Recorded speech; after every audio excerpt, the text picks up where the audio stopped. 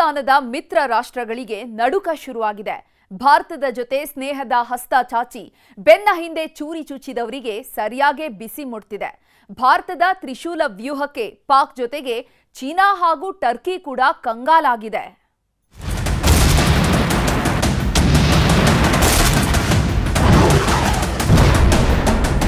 ಶತ್ರುಗಳಿಗಿಂತ ಹಿತಶತ್ರುಗಳು danger ಅನ್ನೋದು 100ಕ್ಕೆ 100 ಸತ್ಯ.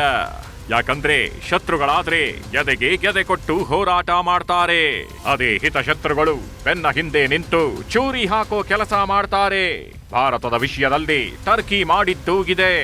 ಕಷ್ಟ ಕಾಲದಲ್ಲಿ ಸಹಾಯಕ್ಕೆ ನಿಂತವರ ಎದೆ ಬಗೆಯೋ ಕೆಲಸ ಮಾಡಿದ್ದಾರೆ. ಟರ್ಕಿಯಲ್ಲಿ ಸಂಭವಿಸಿದ್ದ ಭೀಕರ ಭೂಕಂಪದ ವೇಳೆ ಇಡೀ ಮುಸ್ಲಿಂ ರಾಷ್ಟ್ರವೇ ಕಣ್ಣೀರು ಹಾಕ್ತಿತ್ತು. ಆಗ ಮೊದಲು ಸಹಾಯಕ್ಕೆ ನಿಂತಿದ್ದೇ ಭಾರತ. ಆದ್ರೆ ಅದ್ಯಾವುದರ ನಿಯತ್ತಿಲ್ಲದ ಟರ್ಕಿ ಪಾಕ್ಗೆ ಶಸ್ತ್ರಾಸ್ತ್ರ ಪೂರೈಕೆ ಮಾಡೋ ಕೆಲಸ ಮಾಡಿತ್ತು. ಹೀಗಾಗಿಯೇ ಈಗ ಟರ್ಕಿ ವಿರುದ್ಧ ರಣಾಕ್ರೋಶ ಶುರುವಾಗಿದೆ. ಇದರ ಬೆನ್ನಲ್ಲೇ ಈಗ ಆಪರೇಷನ್ ಟೆರರ್ ಜೋರಾಗಿದ್ದು ಕಣಿವೆ ನಾಡಿನಲ್ಲಿ ಇಂಚಿಂಚು ಜಾಲಾಡಲಾಗ್ತಿದೆ. ಇನ್ನೊಂದ್ ಕಡೆ ಶತ್ರುಗಳ ಹುಟ್ಟಡಗಿಸೋ ಭಾರ್ಗವಾಸ್ತ್ರ ಕೂಡ ಭಾರತದ ಬತ್ತಳಿಕೆ ಸೇರೋದಕ್ಕೆ ತುದಿಗಾಲಲ್ಲಿ ನಿಂತಿದೆ.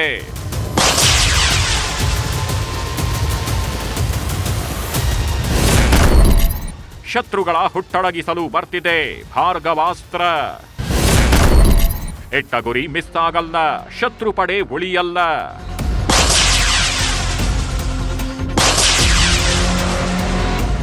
ಭಾರತದ 4 ದಿನದ ಹೊಡೆತಕ್ಕೆ ಶತ್ರು ದೇಶಗಳೆಲ್ಲ ವಿಲವಿಲ ಒದ್ದಾಡಿ ಹೋಗಿವೆ. ಹೊಡೆತ ತಿಂದಿದ್ದು ಪಾಕಿಸ್ತಾನವೇ ಆದ್ರೂ ಟರ್ಕಿ ಹಾಗೂ ಚೀನಾ ಈಗಲೂ ಕನಸಲ್ಲಿ ಬೆಚ್ಚಿ ಬೀಳ್ತಿವೆ. S-400 ಹಾಗೂ ಬ್ರಹ್ಮೋಸ್ನ ಹೊಡೆತ ತಾಳೋದಕ್ಕಾಗದೆ ಪಾಕಿಗಳು ಜೀವ ಭಿಕ್ಷೆ ಬೇಡಿದ್ರು. ಪಾಕ್ಗೆ ಕೊಟ್ಟಿದ್ದು ಬರೀ ಸ್ಯಾಂಪಲ್, ಅಷ್ಟಕ್ಕೇನೆ ನರಕ ನೋಡಿದ್ರು. ಈಗ ಭಾರತದ ಬತ್ತಳಿಕೆಗೆ ಮತ್ತೊಂದು ಬ್ರಹ್ಮಾಸ್ತ್ರ ಬರೋದಕ್ಕೆ ರೆಡಿಯಾಗಿದೆ. ಭಾರ್ಗವಾಸ್ತ್ರದ ಪರೀಕ್ಷೆ ನಡೆಸಿರೋ ಭಾರತ ಮೊದಲ ಹಂತದಲ್ಲಿ ಸಕ್ಸಸ್ ಕಂಡಿದೆ. ಹಾಗಾದ್ರೆ ಭಾರ್ಗವಾಸ್ತ್ರದ ಸ್ಪೆಷಾಲಿಟಿ ಏನೇನು ಅಂತ ನೋಡೋದಾದ್ರೆ, ಆತ್ಮನಿರ್ಭರ್ ನಡಿ ನಿರ್ಮಾಣವಾದ ಹೊಸ ಬ್ರಹ್ಮಾಸ್ತ್ರವೇ ಈ ಭಾರ್ಗವಾಸ್ತ್ರ. ಇದು ರೆಡಿಯಾಗಿರೋದು ವೈರಿಗಳ ಡ್ರೋನ್ಗಳನ್ನ ಸಂಹಾರ ಮಾಡೋದಕ್ಕೆ ಅಂತ. ಗೋಪಾಲ್ಪುರ್ ಫೈರಿಂಗ್ ರೇಂಜ್ನಲ್ಲಿ ಪರೀಕ್ಷಾರ್ಥ ಪ್ರಯೋಗ ನಡೆದಿದ್ದು ಇಟ್ಟ ಗುರಿಯನ್ನ 1 ಇಂಚು ಮಿಸ್ ಮಾಡದೆ ಧ್ವಂಸ ಮಾಡಿದೆ. ಅಷ್ಟೇ ಅಲ್ಲ, ಭಾರತದಲ್ಲೇ ಭಾರ್ಗವಾಸ್ತ್ರ ರೆಡಿ ಆಗ್ತಾಗಿದ್ದು ಕಡಿಮೆ ವೆಚ್ಚ ಹಾಗೂ ಕಡಿಮೆ ಸಮಯದಲ್ಲಿ ರೆಡಿ ಆಗ್ತಿದೆ. ಈ ಮೂಲಕ ಎದುರಾಳಿಗಳ ಎದೆಯಲ್ಲಿ ನಡುಕ ಹುಟ್ಟಿಸೋದಕ್ಕೆ ಭಾರತ ಸರ್ವಸನ್ನದ್ಧವಾಗ್ತಿದೆ. ಪಾಕ್ ಸರ್ವನಾಶಕ್ಕೆ ಸಿಕ್ತು ಅಸಲಿ ಸಾಕ್ಷಿ.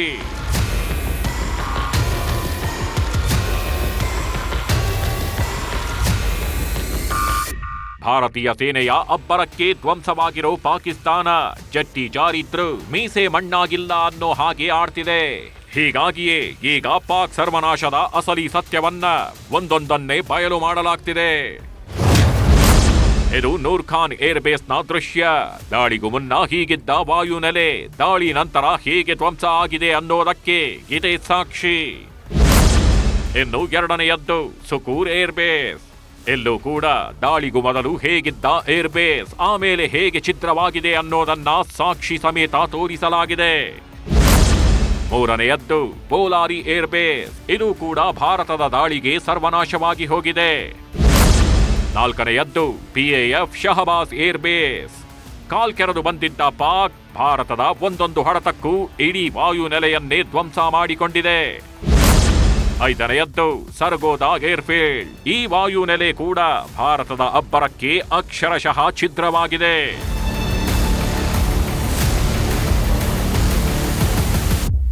ಭಾರತ ಕೊಡ್ತಿರೋ ಗೇಟಿಗೆ ಶತ್ರು ರಾಷ್ಟ್ರ ಮಾತ್ರವಲ್ಲ, ಶತ್ರುವಿನ ಮಿತ್ರ ರಾಷ್ಟ್ರಗಳು ಕೂಡ ಕಂಗಾಲಾಗಿ ಹೋಗಿವೆ. ತೆರೆಮರೆಯಲ್ಲಿ ನಿಂತ್ಕೊಂಡು ಪಾಕ್ಗೆ ಸಾಥ್ ಕೊಡ್ತಿದ್ದ ಟರ್ಕಿಗೆ ಭಾರತ ತಕ್ಕ ಶಾಸ್ತಿ ಮಾಡಿದೆ. ಪಾಕಿಸ್ತಾನ ಬೆಂಬಲಕ್ಕೆ ನಿಂತಿರುವ ಟರ್ಕಿ ಅಜರ್ಬೈಜಾನ್ಗೆ ಮುಟ್ಟಿ ನೋಡಿಕೊಳ್ಳುವಂತಹ ಹೊಡೆತ ಬೀಳ್ತಿದೆ.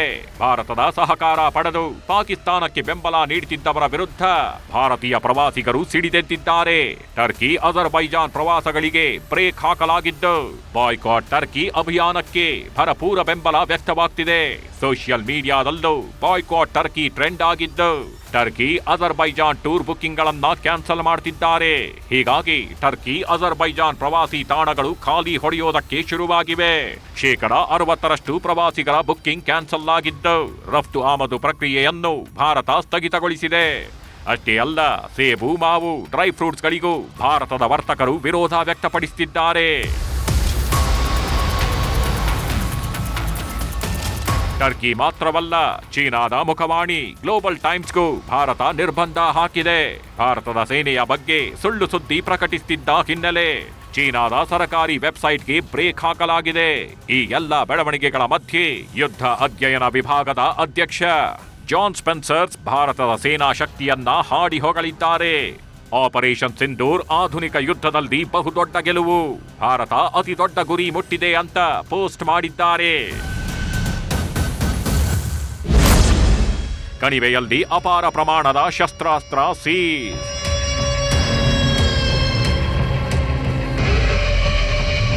ನಿನ್ನೆಯಷ್ಟೇ ಶೋಪಿಯಾನ್ನಲ್ಲಿ 3 ಉಗ್ರರನ್ನ ಹೊಡೆದುರುಳಿಸಲಾಗಿತ್ತು. ಇವತ್ತು ಉಗ್ರರು ಬಚ್ಚಿಟ್ಟಿದ್ದ ಅಪಾರ ಪ್ರಮಾಣದ ಶಸ್ತ್ರಾಸ್ತ್ರವನ್ನ ಸೀಸ್ ಮಾಡಿದ್ದಾರೆ. ಬುಲೆಟ್ಗಳು, ಕಾರ್ಟ್ರಿಡ್ಜ್ಗಳು, ಗನ್ ಜೊತೆಗೆ ಅಪಾರ ಹಣವನ್ನು ವಶಪಡಿಸಿಕೊಂಡಿದ್ದಾರೆ.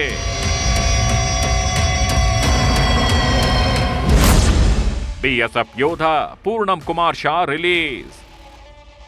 ಅಂತಾರಾಷ್ಟ್ರೀಯ ಗಡಿ ದಾಟಿದ್ದಕ್ಕೆ ಭಾರತದ ಬಿಎಸ್ಎಫ್ ಯೋಧ ಪೂರ್ಣಂ ಕುಮಾರ್ ಶಾರನ್ನ ಪಾಕಿಸ್ತಾನ ವಶಕ್ಕೆ ಪಡೆದಿತ್ತು. ಯುದ್ಧದ ಕಾರ್ಮೋಡ ಆವರಿಸಿದ್ರಿಂದ ಯಾವಾಗ ವಾಪಸ್ ಬರ್ತಾರೋ ಅನ್ನೋ ಆತಂಕ ಶುರುವಾಗಿತ್ತು. ಭಾರತದ ಹೊಡೆತಕ್ಕೆ ಕಂಗಾಲಾಗಿರೋ ಪಾಕ್ ಪೂರ್ಣಂ ಕುಮಾರ್ ಶಾರನ್ನ ವಾಪಸ್ ಕಳಿಸಿದೆ. ಈ ಎಲ್ಲ ಬೆಳವಣಿಗೆಗಳ ಮಧ್ಯೆಯೇ ಕರ್ನಲ್ ಸೋಫಿಯಾ ಖುರೇಶಿ ಕುಟುಂಬದ ಬಗ್ಗೆ ಒಂದಷ್ಟು ಸುಳ್ಳು ಸುದ್ದಿಗಳು ಹರಿದಾಡೋದಕ್ಕೆ ಶುರುವಾಗಿದ್ವು. ಬೆಳಗಾವಿಯ ಗೋಕಾಕ್ನ ಕೋಣೂರು ಗ್ರಾಮದಲ್ಲಿರೋ ಸೋಫಿಯಾ ಮಾವನ ಮನೆ ಮೇಲೆ ದಾಳಿ ನಡೆಸಿದ್ದಾರೆ ಅನ್ನೋ ಸುದ್ದಿ ಹಬ್ಬಿತ್ತು. ಅದು ಸಹ ಆರ್ಎಸ್ಎಸ್ ನೇತೃತ್ವದಲ್ಲಿ ದಾಳಿ ಮಾಡಿದ್ದಾರೆ ಅಂತ ಹೇಳಲಾಗ್ತಿತ್ತು. ಆದ್ರೀಗ ಇದು ಸುಳ್ಳು ಸುದ್ದಿ ಅಂತ ಎಸ್ಪಿ ಡಾಕ್ಟರ್ ಭೀಮಾಶಂಕರ್ ಗುಳೆ ಸ್ಪಷ್ಟನೆ ನೀಡಿದ್ದಾರೆ. ನಾನು ಕೂಡ ಒಂದು ಆಸ್ ಎಸ್ಪಿ ಆಫ್ ಬೆಳಗಾವಿ ಅಲ್ಲಿ ಒಂದು ಕಾಮೆಂಟ್ ಮಾಡಿದೆ. ಇದು ಒಂದು ಸುಳ್ಳು ಸುದ್ದಿ, ಮತ್ತು ಈ ರೀತಿ ಸುಳ್ಳು ಸುದ್ದಿ ಹರಡೋರ ಮೇಲೆ ನಾವು ಕ್ರಮ ತಗೊಳ್ತೀವಿ, ಡಿಲೀಟ್ ಮಾಡದೇ ಇದ್ರೆ ಅನ್ನೋಂಥ ಒಂದು ಪೋಸ್ಟನ್ನು ಹಾಕಿದಾಗ ತಕ್ಷಣ ಆ ವ್ಯಕ್ತಿ ಅದನ್ನು ಡಿಲೀಟ್ ಮಾಡಿದ್ದಾನೆ. ಒಟ್ನಲ್ಲಿ ಭಾರತದ ಹೊಡೆತಕ್ಕೆ ತತ್ತರಿಸಿ ಹೋಗಿರೋ ಪಾಕಿಸ್ತಾನ ಅಕ್ಷರಶಃ ನರಕ ನೋಡ್ತಿದೆ. ಇದರ ಬೆನ್ನಲ್ಲೇ ಶತ್ರು ರಾಷ್ಟ್ರದ ಮಿತ್ರರಿಗೂ ಭಾರತ ಬಿಸಿ ಮುಟ್ಟುವಂತೆ ಮಾಡ್ತಿದೆ. Bureau report, news 18. ಆತನಿಗಿನ್ನೂ 18 ವರ್ಷ ಆಗಿರಲಿಲ್ಲ. ಫರ್ನಿಚರ್ ಅಂಗಡಿಯಲ್ಲಿ ಕಳ್ಳತನಕ್ಕೆ ಹೋದವ 2,000 ಕದ್ದಿದ್ದ. ಇಷ್ಟಕ್ಕೆ ಸಿಟ್ಟಿಗೆದ್ದ ಹಂತಕರು ಬಾಲಕನ ಚರ್ಮ ಸುಲಿದು ಕೊಂದು ಹಾಕಿದ್ದಾರೆ. ಶೆಡ್ನಲ್ಲಿ ಕೂಡಿ ಹಾಕಿ ರೌರವ ನರಕ ತೋರಿಸಿದ್ದಾರೆ. ಹುಂಡಿಯಲ್ಲಿರ್ತಕ್ಕಂಥ 2,000 ಕಳ್ಳತನ ಮಾಡಿದ್ರು ನಿಜ. ಸ್ವಾಮಿ ಕೊಲೆ ಕೇಸನ್ನೇ ಮೀರಿಸೋ ರಣರಾಕ್ಷಸಿ ಕೃತ್ಯ. ಅದು ಪಟ್ಟಣಗೆರೆ ಶೆಡ್, ಇದು ಅಥಣಿಯ ಶೆಡ್. ಚಿತ್ರದುರ್ಗದ ರೇಣುಕಾಸ್ವಾಮಿ ಕೊಲೆ ಕೇಸ್ ಇಡೀ ರಾಜ್ಯದ ಜನರನ್ನೇ ಬೆಚ್ಚಿ ಬೀಳಿಸಿತ್ತು. ಪಟ್ಟಣಗೆರೆ ಶೆಡ್ನಲ್ಲಿ ನಡೆದ ರಣರಾಕ್ಷಸಿ ಕೃತ್ಯಕ್ಕೆ ಇಡೀ ಮನುಕುಲವೇ ತಲೆ ತಗ್ಗಿಸುವಂತಾಗಿತ್ತು. ಇದೇ ಸ್ವಾಮಿ ಕೊಲೆ ಕೇಸ್ನಲ್ಲಿ ದರ್ಶನ್ ಅಂಡ್ ಪಟಾಲಂ ಜೈಲುವಾಸವನ್ನೂ ಅನುಭವಿಸಿ ಬಂದಿದ್ರು. ಆದ್ರೀಗ ಸ್ವಾಮಿ ಕೊಲೆ ಕೇಸನ್ನೂ ಮೀರಿಸುವಂತೆ ಘೋರಾತಿ ಘೋರ ಕೊಲೆ ನಡೆದಿದೆ. ಜಸ್ಟ್ 2,000 ರೂಪಾಯಿ ಕದ್ದ ಅನ್ನೋ ಕಾರಣಕ್ಕೆ ಚರ್ಮ ಸುಲಿದು ಆಸಿಡ್ ಎರಚಿ ರಣಕೇಕೆ ಹಾಕಿದ್ದಾರೆ. ಸತ್ತರೂ ಬಿಡದೆ ಮನಸ್ಸೋ ಇಚ್ಛೆ ಥಳಿಸಿ ಚರಂಡಿಗೆ ಎಸೆದು ಹೋಗಿದ್ದಾರೆ. ಮಾರ್ಚ್ 28ನೇ ತಾರೀಕು ರಾತ್ರಿ 11ರಿಂದ 12 ಗಂಟೆ ಸಮಯ ಅನ್ಸುತ್ತೆ. ಇದೇ ಹೊತ್ತಿಗೆ ಬೆಳಗಾವಿ ಜಿಲ್ಲೆಯ ಅಥಣಿಯಲ್ಲಿರೋ ಫರ್ನಿಚರ್ ಅಂಗಡಿಗೆ ಕಳ್ಳತನಕ್ಕೆ ಹೋಗಿದ್ದಾನೆ. ಅಂಗಡಿಯೊಳಗೆ ಎಂಟ್ರಿ ಕೊಟ್ಟವ 2,000 ರೂಪಾಯಿ ಎಗರಿಸಿದ್ದಾನೆ. ಇನ್ನೇನು ಹೋಗಬೇಕು ಅನ್ನೋ ಹೊತ್ತಲ್ಲಿ ಹೊರಗಿನಿಂದ ಯಾರೋ ಬಂದಿದ್ದಾರೆ. ಫರ್ನಿಚರ್ ಲೋಡ್ ಬಂದಿದ್ರಿಂದ ಮಾಲೀಕ ಸರಿ ಹೊತ್ತಲ್ಲಿ ಅಂಗಡಿಗೆ ಬಂದಿದ್ದ. ಆದ್ರೆ ಅಂಗಡಿಯಲ್ಲಿ ಲೈಟ್ ಇದ್ದಿದ್ದನ್ನ ನೋಡಿ ಎಲ್ಲಾ ಕಡೆ ಹುಡುಕಾಡಿದ್ದಾರೆ. ಆಗ ಅಪ್ರಾಪ್ತ ಬಾಲಕ ಕಣ್ಣಿಗೆ ಬಿದ್ದಿದ್ದಾನೆ. ಹಿಡಿದು 2 ಏಟು ಕೊಡ್ತಿದ್ದಂತೆ ಅಸಲಿ ವಿಷಯ ಬಾಯ್ಬಿಟ್ಟಿದ್ದಾನೆ. ಪ್ರಾಣ ಭಯದಲ್ಲಿ ತಪ್ಪಿಸ್ಕೊಂಡು ಓಡ್ತಿದ್ದವನನ್ನ ಅಟ್ಟಾಡಿಸ್ಕೊಂಡು ಹೋಗಿ ಹಿಡಿದಿದ್ದಾರೆ. ನಂತರ ಶೆಡ್ಗೆ ಎಳ್ಕೊಂಡು ಹೋಗಿ ರೌರವ ನರಕ ತೋರಿಸಿದ್ದಾರೆ. ಈ ಬಾಲಕನ ಹೆಸರು ವಿಕಾಶ್ ಶಿವದಾಸ್ ಕೋಷ್ಟಿ ಅಂತ. ಅರಳಿಕಟ್ಟಿಯ ಈತನಿಗೆ ಇನ್ನೂ 18 ವರ್ಷವೂ ಆಗಿರಲಿಲ್ಲ. ಅದು ಯಾವ ಕಾರಣಕ್ಕೆ ಕಳ್ಳತನಕ್ಕೆ ಇಳಿದಿದ್ನೋ ಅದೂ ಗೊತ್ತಿಲ್ಲ. ಕದ್ದಿದ್ದು ಜಸ್ಟ್ 2,000. ಓನರ್ ಕೈಯಲ್ಲಿ ಲಾಕ್ ಆದಾಗ ಸತ್ಯವನ್ನೂ ಒಪ್ಕೊಂಡಿದ್ದ. ಹೀಗಾಗಿ ಹಣ ಇಸ್ಕೊಂಡು 2 ಏಟು ಹೊಡೆದು ಕಳಿಸಿದ್ರೆ ಮುಗೀತಿತ್ತು. ಆದ್ರೆ ರಣರಾಕ್ಷಸರಿಗೆ ರಕ್ತದ ದಾಹ ಶುರುವಾಗಿತ್ತು ಅನ್ಸುತ್ತೆ. ಹೀಗಾಗಿಯೇ ಶೆಡ್ಗೆ ಎಳ್ಕೊಂಡು ಹೋಗಿ ನರನಾಡಿಯಲ್ಲೂ ನರಕ ತೋರಿಸಿದ್ದಾರೆ. ಅಪ್ರಾಪ್ತ ಬಾಲಕ ಅನ್ನೋದನ್ನು ನೋಡದೆ 7-8 ಮಂದಿ ಚಿತ್ರಹಿಂಸೆ ಕೊಟ್ಟಿದ್ದಾರೆ. ರಾತ್ರಿ ಇಡೀ ಶೆಡ್ನಲ್ಲಿ ಹಲ್ಲೆ ಮಾಡಿದವರು ಬಾಲಕನ ಚರ್ಮ ಸುಲಿದು ರಣಕೇಕೆ ಹಾಕಿದ್ರು. ಮೊದಲೇ ಎಳೆ ವಯಸ್ಸು, 7-8 ಮಂದಿ ಮನಬಂದಂತೆ ಸಿಕ್ಕಿದ್ರಲ್ಲಿ ಹಲ್ಲೆ ಮಾಡುತ್ತಿದ್ರೆ ಹೇಗೆ ತಾನೇ ಸಹಿಸಿಕೊಳ್ತಾನೆ? ಬೆಳಗಾಗೋವಷ್ಟರಲ್ಲಿ ಶಿವದಾಸ್ನ ಪ್ರಾಣ ಪಕ್ಷಿ ಹಾರಿ ಹೋಗಿತ್ತು. ನಗರದ ಹೊರವಲಯದಲ್ಲಿ ನಮಗೆ ಒಬ್ಬ ಯುವಕನ ಮೃತ ಶವ ಸಿಕ್ಕಿತ್ತು. ಪ್ರಾರಂಭದಲ್ಲಿ ನಮಗೆ ಅದು ಸಂಶಯಾಸ್ಪದ ಸಾವು ಅಂತ ಅಂದ್ಕೊಂಡಿದ್ವಿ. ಕೇವಲ ಸಂಶಯಾಸ್ಪದ ಸಾವಲ್ಲ, ಅದು ಕೊಲೆ ಪ್ರಕರಣ ಅನ್ನೋದು ಮೇಲ್ನೋಟಕ್ಕೆ ದೃಢವಾಗಿತ್ತು. ಹಾಗಾಗಿ ಅನಾಮಧೇಯ ಒಂದು ಕೊಲೆ ಪ್ರಕರಣವನ್ನು ನಮ್ಮ ಅಥಣಿ ಪೊಲೀಸರು ಅವತ್ತೊಂದು ದಿವಸ ದಾಖಲು ಮಾಡಿಕೊಂಡ್ರು. ತದನಂತರ ತನಿಖೆಯನ್ನು ಕೈಗೆತ್ತಿಕೊಂಡು ಆ ವಿಚಾರವಾಗಿ ಮತ್ತಷ್ಟು ನಮ್ಮವರು ತನಿಖೆ ಕೈಗೊಂಡಾಗ ಸುಮಾರು ಜನರು ಸೇರಿ ಈ ವ್ಯಕ್ತಿಯ ಕೊಲೆ ಮಾಡಿರೋದು ನಮ್ಮ ತನಿಖೆಯಲ್ಲಿ ಕಂಡುಬರುತ್ತೆ. ಬಾಲಕ ಸಾವನ್ನಪ್ಪಿದ್ರೂ ಇವರ ಕ್ರೌರ್ಯ ಮಾತ್ರ ನಿಂತಿರಲಿಲ್ಲ. ಗುರುತು ಸಿಗದಂತೆ ಮಾಡುವುದಕ್ಕೆ ಪ್ಲಾನ್ ಮಾಡಿದ ಹಂತಕರು ಮುಖಕ್ಕೆ ಆಸಿಡ್ ಎರಚಿ ದೇಹದ ಬಹುತೇಕ ಭಾಗವನ್ನ ಸುಟ್ಟು ಹಾಕಿದ್ರು. ನಂತರ ಶವವನ್ನ ತಗೊಂಡು ಹೋಗಿ ಚರಂಡಿಗೆ ಎಸೆದು ಎಸ್ಕೇಪ್ ಆಗಿದ್ರು. ಕೊಲೆ ಕೇಸ್ನ ತನಿಖೆಗಿಳಿದ ಪೊಲೀಸರಿಗೆ ಹಂತಕರ ಹೆಜ್ಜೆ ಗುರುತು ಪತ್ತೆ ಹಚ್ಚೋದೇ ದೊಡ್ಡ ಸವಾಲಾಗಿತ್ತು. ಆದ್ರೆ ಕಣ್ಣಿಗೆ ಎಣ್ಣೆ ಬಿಟ್ಕೊಂಡು ಮೂಲೆ ಮೂಲೆ ಜಾಲಾಡಿದ ಖಾಕಿ ಪಡೆ 6 ಮಂದಿ ಆರೋಪಿಗಳನ್ನ ಜೈಲಿಗಟ್ಟಿದೆ. ಒಂದು ಫರ್ನಿಚರ್ ಅಂಗಡಿ, ಬಿಲಾಲ್ ನಾಲ್ಬಂದಿ ಅನ್ನೋರ ಫರ್ನಿಚರ್ ಅಂಗಡಿಗೆ ಕಳ್ಳತನ ಮಾಡಲಿಕ್ಕೆ ಹೋಗಿರ್ತಾನೆ. ಅಲ್ಲಿ ಹುಂಡಿಯಲ್ಲಿರ್ತಕ್ಕಂಥ 2,000ವನ್ನು ಕಳ್ಳತನ ಮಾಡಿರೋದು ನಿಜ.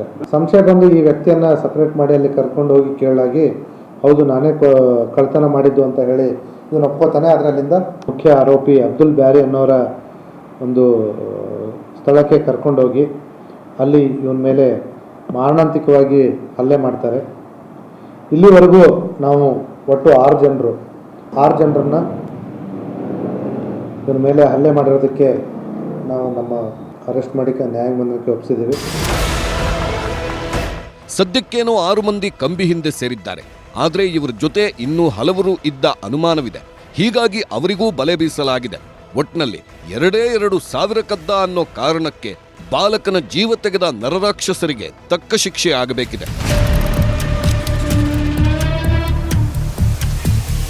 ಚಂದ್ರಕಾಂತ್ ಸುಗಂಧಿ, ನ್ಯೂಸ್ 18, ಬೆಳಗಾವಿ. ಹಾಸನದ ಗಂಡ ಹೆಂಡತಿ ಕಿಡ್ನಾಪ್ ಕೇಸ್ಗೆ ಬಿಗ್ ಟ್ವಿಸ್ಟ್ ಸಿಕ್ಕಿದೆ. ನಮ್ಮ ಮಗಳನ್ನ ಕಿಡ್ನಾಪ್ ಮಾಡಿದ್ದಾರೆ ಅಂತ ಹೆತ್ತವರು ಕಂಪ್ಲೇಂಟ್ ಕೊಡ್ತಿದ್ದಂತೆ ಇಡೀ ಪ್ರಕರಣವೇ ಉಲ್ಟಾ ಹೊಡೆದಿದೆ.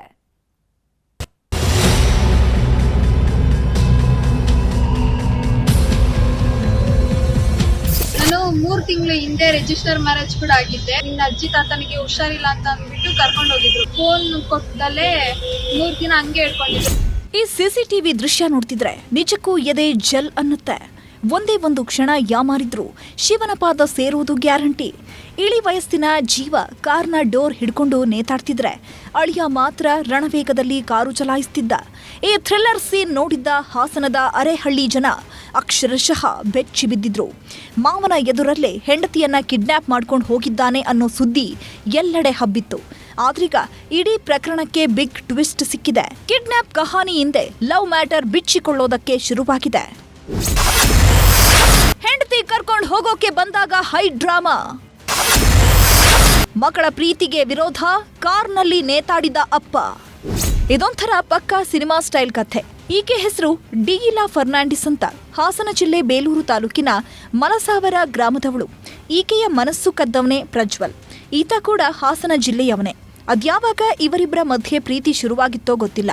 ಆದರೆ ಒಬ್ಬರನ್ನೊಬ್ಬರು ಬಿಟ್ಟಿರದಷ್ಟು ಪ್ರೀತಿ ಮಾಡ್ತಾ ಇದ್ರು. ಆದರೆ ಹೆಣ್ಣೆತ್ತವರು ಮಗಳ ಪ್ರೀತಿಯನ್ನು ಒಪ್ಕೊಳ್ಳೋದಕ್ಕೆ ರೆಡಿ ಇರಲಿಲ್ಲ. ಎಷ್ಟೇ ಕನ್ವಿನ್ಸ್ ಮಾಡಿದ್ರೂ ಮಗಳ ಪ್ರೀತಿ ಒಪ್ಕೊಂಡಿರಲಿಲ್ಲ. ಹೀಗಾಗಿ ಮನೆ ಬಿಟ್ಟು ಬಂದ ಜೋಡಿ ಪ್ರೇಮ ವಿವಾಹವಾಗಿತ್ತು. ಈ ವಿಷಯ ಗೊತ್ತಾಗ್ತಿದ್ದಂತೆ ಪೊಲೀಸ್ ಠಾಣೆ ಮೆಟ್ಟಿಲೇರಿದ್ದ ಹೆತ್ತವರು ಮಗಳ ವಿರುದ್ಧ ನಿಗಿ ಕೆಂಡ ಕಾರಿದ್ರು. ಆದರೆ ಇಬ್ಬರೂ ಮೇಜರ್ ಆಗಿದ್ರಿಂದ ಪೊಲೀಸರು ಕೂಡ ಬಿಟ್ಟು ಕಳಿಸಿದ್ರು. ಗಂಡ ಹೆಂಡತಿ ತಮ್ಮ ಪಾಡಿಗಿದ್ರು ಡಿಯಿಲಾ ಹೆತ್ತವರು ಮಾತ್ರ ಸುಮ್ಮನಿರಲಿಲ್ಲ. ಒಂದಲ್ಲ ಒಂದು ರೀತಿ ಹೊಂಚು ಹಾಕ್ತಾನೇ ಇದ್ರು. ಫ್ರೈಡೆ ಬಂದ್ಬಿಟ್ಟು ಕರ್ಕೊಂಡು ಹೋಗ್ತೀನಿ, ನಿನ್ನ ಅಜ್ಜಿ ತಾತನಿಗೆ ಹುಷಾರಿಲ್ಲ ಅಂತ ಅಂದ್ಬಿಟ್ಟು ಕರ್ಕೊಂಡು ಹೋಗಿದ್ರು. ಅದಾದ್ಮೇಲೆ ನನಗೆ ಫೋನ್ ಕೊಟ್ಟದಲ್ಲೇ 3 ದಿನ ಹಂಗೆ ಹೇಳ್ಕೊಂಡಿದ್ರು. ಅದಾದ್ಮೇಲೆ ಫೋನ್ ಸಿಕ್ತು ಅಂತ ಕಾಲ್ ಮಾಡ್ಬಿಟ್ಟು ಈ ತರ ಅಂದೆ, ಈ ತರ ನಡೀತಿದೆ, ಡಿವೋರ್ಸ್ ನೋಟಿಸ್ ಕಳಿಸ್ತೀನಿ ಅಂತ ಅಂದಿದ್ರು. ಅದಕ್ಕೆ ಅಂತ ಅಂದಾದ್ಮೇಲೆ ನೆಕ್ಸ್ಟ್ ಡೇ ಬಂದ್ಬಿಟ್ಟು ಇವತ್ತು ಕರ್ಕೊಂಡ್ ಬಂದಾದ್ಮೇಲೆ ಅವರು ಮಾಹಿತಿ ಕೊಟ್ಟಿರೋದೇನು ಅಂದ್ರೆ ಕಿಡ್ನಾಪ್ ಮಾಡಿದೀನಿ ಅಂತ. ಕಿಡ್ನಾಪ್ ಏನು ಮಾಡಿರ್ಲಿಲ್ಲ, ನಾನಾಗಿ ಸ್ವಂತ ಇಚ್ಛೆಯಿಂದ ಬಂದಿರೋದು. ವಾರದ ಹಿಂದೆ ಮಗಳಿಗೆ ಫೋನ್ ಮಾಡಿದ್ದ ಡಿಯಿಲಾ ಪೋಷಕರು ನಿಮ್ಮ ಅಜ್ಜ ಅಜ್ಜಿಗೆ ಹುಷಾರಿಲ್ಲ, ಬಂದು ನೋಡ್ಕೊಂಡು ಹೋಗು ಅಂತ ಪುಸಲಾಯಿಸಿದ್ರು. ಅಪ್ಪನ ಮಾತು ನಂಬಿ ಬಂದ ಡಿಯಿಲಾಗೆ ಶಾಕ್ ಆದಿತ್ತು. ತವರು ಮನೆಗೆ ಬರ್ತಿದ್ದಂತೆ ಮಗಳನ್ನ ಲಾಕ್ ಮಾಡಿದ್ದಾರೆ. ಫೋನು ಗೀನು ಏನೂ ಕೊಡದೆ ಮನೆಯಲ್ಲೇ ಕೂಡಿ ಹಾಕಿದ್ದಾರೆ.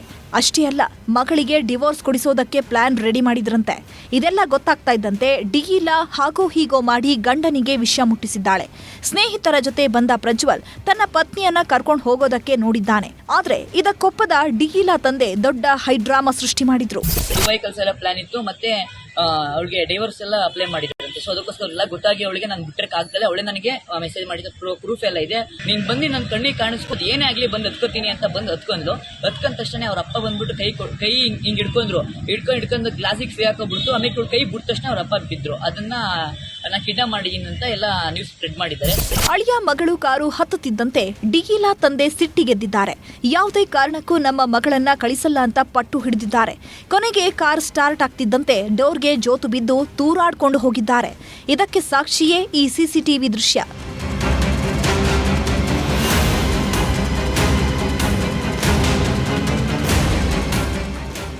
ಯಾವಾಗ ಹೆತ್ತವರ ವಿರೋಧದ ನಡುವೆಯೂ ಮಗಳು ಮನೆ ಬಿಟ್ಟು ಹೋದ್ಲೋ ಮತ್ತೆ ಪೊಲೀಸ್ ಠಾಣೆ ಮೆಟ್ಟಿಲೇರಿದ್ದಾರೆ. ನನ್ನ ಮಗಳನ್ನ ಕಿಡ್ನಾಪ್ ಮಾಡಿದ್ದಾರೆ ಅಂತ ಡಿಯಿಲಾ ತಾಯಿ ಕಂಪ್ಲೇಂಟ್ ಕೊಟ್ಟಿದ್ರು. ಹೀಗಾಗಿ ಪೊಲೀಸ್ ಠಾಣೆಗೆ ಭೇಟಿ ನೀಡಿದ ಡಿಯಿಲಾ ಹಾಗೂ ಪ್ರಜ್ವಲ್ ನಾವಿಬ್ರು ಗಂಡ ಹೆಂಡತಿ, ನನ್ನನ್ನ ಯಾರೂ ಕಿಡ್ನಾಪ್ ಮಾಡಿಲ್ಲ ಅಂತ ಮಾಹಿತಿ ನೀಡಿದ್ದಾರೆ.